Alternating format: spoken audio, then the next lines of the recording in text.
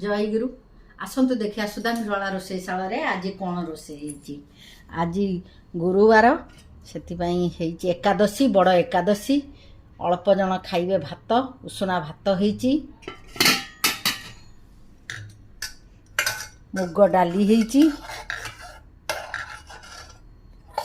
आलू सीझा होईची चकुड़ी की खाइबे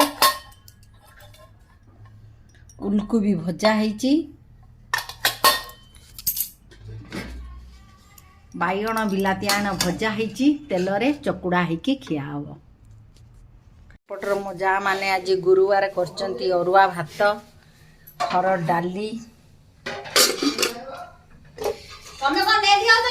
छुईनाड़ी आलू बाइगण तरकारी बाइगण भजा